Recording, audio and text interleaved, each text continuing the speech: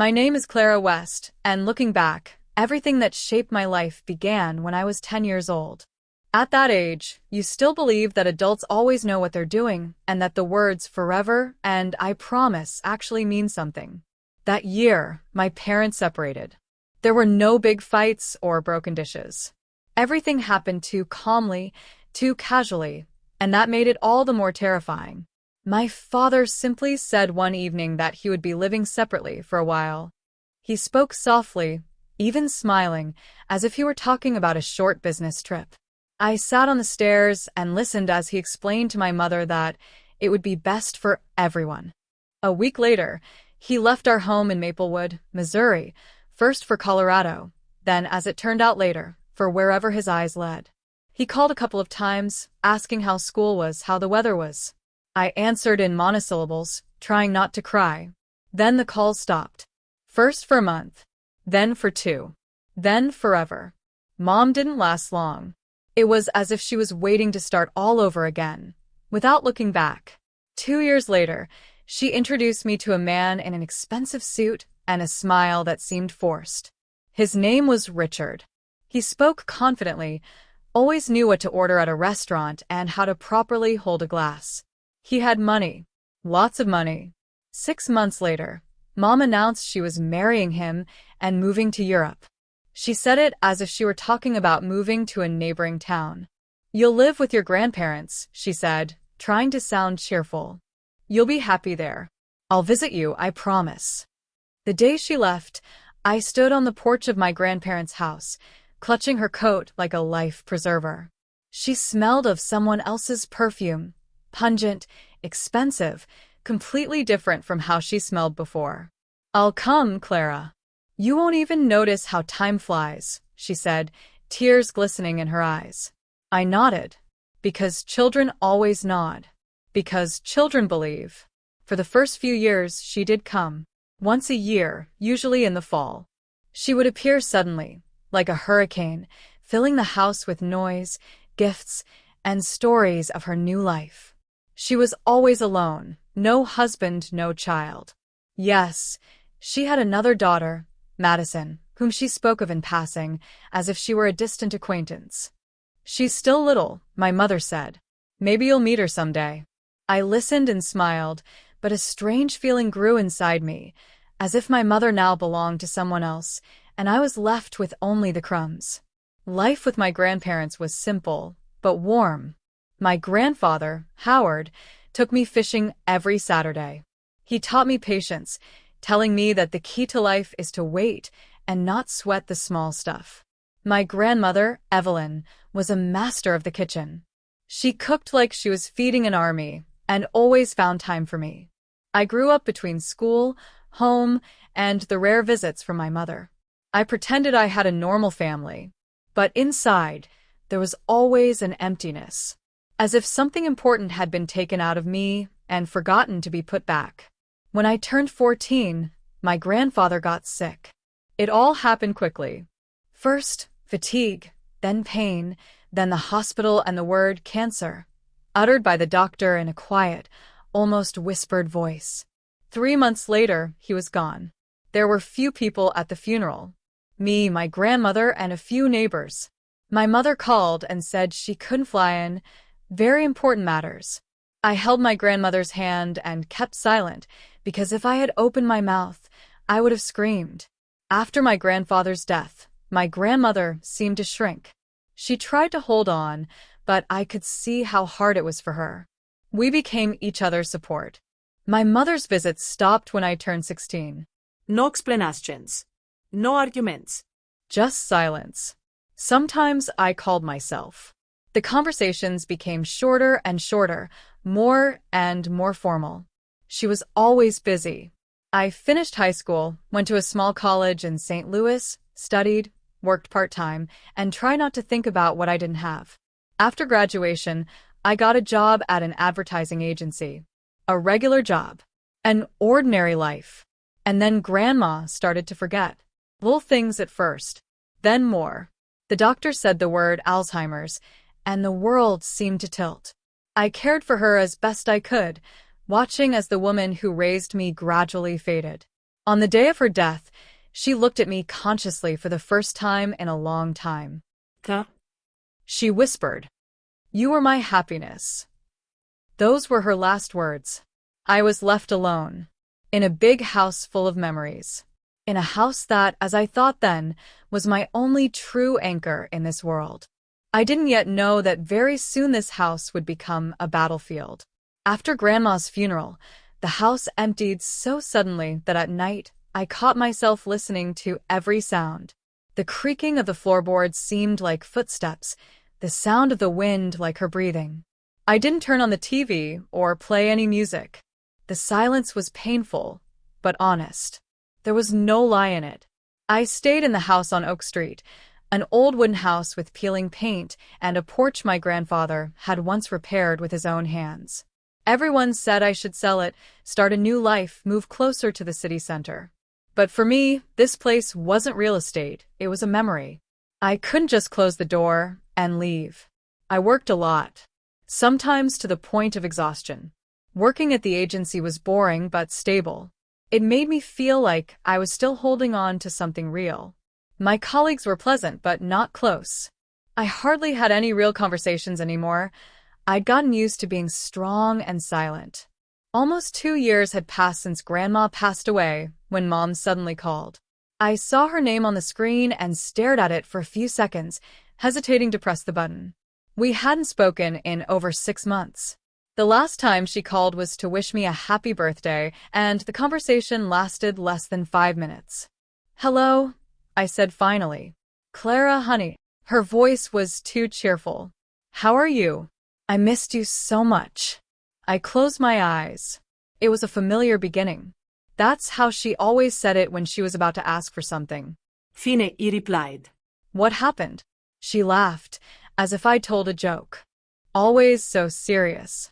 "I have great news. Your sister is going to America to study. Can you believe it?" I was silent. Sister. Madison. The girl who existed for me only in the form of photos on social media. Expensive clothes, tan skin, perfect smiles. And I asked cautiously. "And I thought it would be simply wonderful if she could live with you. You are family after all." My heart sank unpleasantly. "Mom." I hesitated. "I live alone. I work. I don't have time for that right now." Her voice changed instantly. It became hard, cold. "Let's not pretend you're doing me a favor. You live in my mother's house. I could have decided this mattered differently long ago." I clutched the phone so tightly my knuckles turned white. "Grandma left the house to me. There's a will." She chuckled. "You don't understand the law, Clara. I'm her daughter. If I want, I can sue. But I don't want to start a fight. I'm asking you to help. Just for the duration of Madison's studies." I didn't sleep all night. My thoughts were spinning in circles. I was afraid of losing my home. I was afraid of being left completely without support. And, to be honest, somewhere deep down I still hoped that my mother would finally see me not as a temporary inconvenience, but as a daughter. I agreed. I'll never forget the day of Madison's arrival. Lambert Airport was noisy and stuffy. I stood there with a piece of cardboard on which I'd awkwardly written her name. I expected to see a teenager, maybe spoiled, but still a child. Instead, a girl of about 20 emerged from the arrivals area, tall, impeccably dressed, with a bored expression on her face. Her glasses covered half her face, and her lips were too perfect to be real. "Madison?" I asked hesitantly. She gave me an appraising look. "Are you Clara?" she said, unsmiling. "Mom showed me a photo of you. You look simpler." That was the first, but far from the last, insult. She immediately began listing what she needed: a private bathroom, fast internet, new furniture. When I led her to my old Toyota, she froze. "What's this?" she asked with genuine horror. "A car," I replied. "Let's go." She immediately called her mother. 10 minutes later, she told me a driver would pick her up. When we entered the house, she winced. "This is old. It all needs to be replaced." I felt anxiety rising inside, but I tried not to show it. That same evening, She took over my bedroom. She said the light was better there. I moved into the small room of my grandfather's former office. A week later, her new car appeared in the garage. 2 weeks later, the workmen arrived. They carried out the furniture I hadn't managed to hide. The table where my grandmother taught me to write. My grandfather's chair. I cried and called my mother. "They're just things," she said coldly. "Don't be dramatic." The house was no longer mine. And I was no longer myself. I didn't know it was just the beginning. I began to realize I'd made a mistake in the first few weeks after Madison moved in, but I still hoped things would work out somehow. I convinced myself it was temporary, that I just needed to endure it, wait it out, like someone who waits out bad weather. But the storm showed no sign of abating. It was gathering strength. The house had changed beyond recognition. Workers came almost every day. They didn't greet me, didn't ask permission, just walked in, as if I were furniture they'd forgotten to take out. The smell of paint and thinner had ingrained the walls, displacing the familiar aroma of Grandma's cookies and old books. Cold, white surfaces replaced the warm tones of wood. Everything felt too perfect, too sterile. Madison acted as if the house had always belonged to her. She'd wander the rooms in expensive robes, talking loudly on the phone, laughing without even trying to lower her voice. Sometimes I'd come home from work to find my things rearranged, books gone from the shelves, and family photos boxed up so they wouldn't spoil the decor. "I'm just tidying up," she'd say, her eyes glued to her phone. "You should thank me." I stopped arguing. Every conversation ended either with ridicule or a call to Mom. And after those calls, Mom would call me, always with the same tone, as if she were reading out a sentence. "You should be more patient, Clara. She's younger, it's hard for her to adjust. And anyway, you should be glad you're not alone." But I was alone. More alone than ever. Soon the party started. At first, quiet and for my family. Then louder. Then almost every night. The house filled with unfamiliar voices, music, the smell of alcohol. People came and went, unaware of me. Sometimes someone mistook me for the cleaning lady or a neighbor. One day, I heard Madison laughing in the kitchen with her friends. "Don't pay any attention," she said. "She's been living here for a long time like a relative. Mom let her babysit." I stood outside the door, unable to move. The words pierced deeper than any screams. The neighbors started complaining. Mrs. Brown from the house next door stopped me at the mailbox. "Clara, dear," she said cautiously, "is everything okay with you there? I can't sleep at night." I apologized for something I couldn't control, for something that no longer belonged to me. At some point, I realized I was afraid to go home. I stayed late at work, sitting in my car in the parking lot, just to put off the moment when I'd find myself in this noise and chaos again.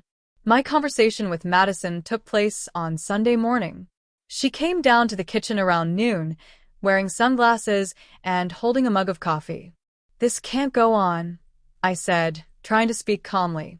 "These parties, they're disturbing everyone." Me. "The neighbors." She rolled her eyes. "Are you serious? This is my life. You're just jealous."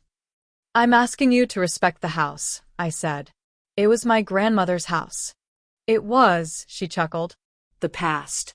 "Let's live in the present." I called my mom that same day. I told her everything. About the parties. About the furniture. About how I felt left out. "You're exaggerating," she replied. "Madison's just young. She needs space." "And me?" I asked quietly. There was a pause on the other end of the line. "You're grown up, Clara. You can handle it." I hung up and, for the first time, cried not from hurt, but from anger. Something inside me began to break. Slowly, but irreversibly. The climax came on Friday evening. I returned home earlier than usual and heard music from the street. So loud it shook the windows. The house was crowded. Someone was smoking right in the living room. Someone was sitting on the kitchen table. I walked through the crowd, feeling anger rising in my chest. "Everyone out of here," I said quietly at first. Then louder. "Get out." They didn't hear me. Then I turned off the music. I picked up the phone. "I'm calling the police," I said. "If anyone's still here in 5 minutes, there'll be trouble." They left. Reluctantly. Angrily. Madison burst out of the bedroom. "Are you crazy?" she screamed. "You've ruined everything." "Stop it," I replied. "Pack your things." She laughed. "You're nobody. Mom will throw you out of here." At that moment, I realized I was no longer afraid. I was empty, and therefore free. After that night, the house seemed to have lost its breath. The air still smelled of alcohol and other people's perfumes. The floor remained sticky with spilled drinks, but most importantly, the noise had disappeared. I sat in the kitchen until dawn, without turning on the light, my back against the cold cabinet. There were no tears or hysteria inside, only fatigue. So deep that it felt like I'd lived not just a few years, but an entire lifetime. Madison didn't come home for the night. I knew she was staying with one of her friends, and I knew it wouldn't be long. She'd definitely call Mom. It always was. And this time I was right. The phone rang around lunchtime. I stared at the screen for a few seconds before answering. My mother's name glowed just as before, but now it held no power. "Have you completely lost your mind?" Her voice was shrill and harsh. "How dare you kick Madison out?" "I didn't kick anyone out," I replied calmly. "I protected my home." "Your home?" She laughed, but it was a nervous laugh. "Don't forget yourself, Clara. This house is mine. I let you live in it." Once upon a time, those words would have made me cringe. But not now. "I saw a lawyer," I said quietly. "Grandma's will is drawn up correctly. The house is mine." There was silence on the other end of the line. Long, heavy. "You think you're the smartest?" she finally said. "You think you've won?" "I just want to be left alone." She sighed heavily. "We need to talk. In person. I'll fly over." She appeared 3 days later. I hadn't seen her for over 2 years, and she had changed. Not the way people change with age, but the way illness or fear changes. There were shadows under her eyes, and her shoulders seemed slumped. She was still well-groomed, but it looked more like armor. We were sitting in the living room, the same one where Grandma's chair used to be. Now there was a cold sofa and a glass table. "I'm sick," she said without preamble. "Seriously ill." I looked at her, unsure what to feel. Sympathy? Anger? Fatigue? She talked for a long time. About the diagnosis. About the doctors. About how little time she had. The words flowed past me, as if I were listening to someone else's story. "You need Madison," she said finally. "She can't cope alone." And I asked, was I coping? She looked away. "I'm asking you, Clara. Be the elder. Be reasonable." At that moment, I suddenly saw the whole picture. I wasn't a daughter, not a favorite child. I was convenient, quiet, reliable, someone who could be used when needed. "I'll think about it," I said. And it was true. Those days became the strangest of my life. Mom walked around the house, praising the renovation, admiring the fact that everything familiar had been destroyed. Madison played the role of the perfect daughter, helping in the kitchen, speaking kindly, smiling. But I saw the falseness. I saw how she watched Mom's every move. On her last night, Mom started talking about the future again. "If you help Madison," she said, "I'll sort everything out. The house will remain yours. I'll handle the paperwork." I looked at her and suddenly realized she was afraid. Afraid of dying without closure. Afraid that her youngest daughter would be left without support. And she didn't need my love. She needed a guarantor. "Okay," I said. "I'll try." Mom left the next day. Madison lasted exactly a week. On Friday, I returned from work and heard music as I was driving up to the house. Everything happened again. Only worse. People, alcohol, laughter, dirt. I walked through the house as if through smoke. When I saw 2 strangers sitting on Grandma's old table, which I hadn't managed to save, something inside me finally broke. I turned off the music. screamed, kicked everyone out. Madison screamed, cried, blamed. She said she'd been expelled, that now she had nothing to lose. Then I have nothing to lose either, I replied. I put her things out on the porch, closed the door, and for the first time in years, I felt no guilt. The phone rang almost immediately. Mom. You ruined everything, she screamed. You'll regret it. No, I said calmly. I finally chose myself. I hung up and didn't answer again. After I closed the door behind Madison, the house sank into a silence I hadn't heard in a long time. It wasn't empty. There was no threat, no tension, no anticipation of another fight. It was an honest, living silence, one in which I could finally breathe. I sat on the floor in the hallway, leaning my back against the door, and looked at my hands. They were shaking, not from fear, but from realization. I had done what I had been afraid of my whole life. I didn't give in. I didn't swallow. I didn't remain silent. I turned off the phone. I didn't want to hear my mother's threats, pleas, or accusations. I knew that from now on, every word she said would be either an attempt at pressure or a bargaining chip. And I no longer wanted to be the subject of a bargaining chip. The next few days passed in a blur. I cleaned the house, slowly, meticulously, as if I were removing not dirt but someone else's presence. I threw out empty bottles, washed the floors, washed the curtains. With every movement, I felt lighter. It was as if I was reclaiming my territory, inch by inch. On the third day, Mrs. Brown came up to me. She stood by the fence, shifting awkwardly from foot to foot. I'm glad it's all over, she said carefully. You're a strong girl, Clara. For the first time in a long time, I smiled truly. A week later, I went back to the lawyer. We went over the paperwork again. Everything was clear. The house was mine, definitely and irrevocably. When I left the office, the sun was blinding my eyes, and I suddenly found myself walking down the street with my head held high. Mom called a few more times. I didn't answer. Then a long message arrived, about pain, about disappointment, about how I'd broken the family. I read it once and deleted it. The family had broken long before. I simply stopped being its support. A month passed, then another. One evening, I met Mrs. Brown again at the fence.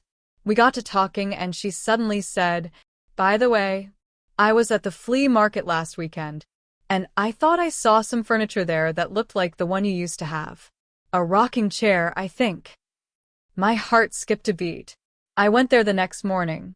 The market was noisy, colorful, filled with the smells of old things and coffee.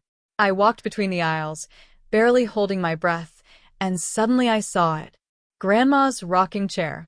Next to it stood Grandpa's bookcase. The same one, with the worn corner. And beyond it, a table. My table, where I did my homework, wrote my first essays, cried and laughed. I didn't haggle. I bought everything. The salesman looked at me strangely as I hugged the chair, clinging to it as if it were a living thing. I carried the furniture home and felt something inside me coming back together, slowly, carefully, but surely. I didn't put everything back where it belonged. Instead, I set aside one room. A small, bright one. I placed an armchair, a wardrobe, and a table there. I hung old photographs. I put Grandma's lamp in. When I finished, I sat down in a chair and closed my eyes. The house was breathing again. Not all of it, but enough. A few more months passed. I repainted the walls, brought back warm colors, planted new flowers by the porch. I started inviting friends over. The house felt like a home again, not just a decoration. Sometimes I dreamed of my mother. Sometimes I thought about Madison, about how things could have been different. These thoughts still hurt, but they weren't tearing me apart anymore. I realized one simple thing. Family isn't always the people who gave you life. Sometimes it's the people who gave you support. And sometimes it's you. In the evenings, I sat in a rocking chair with a book and listened to the wind rustling through the trees. And in those moments I knew I was in the right place. I chose myself. And that was enough.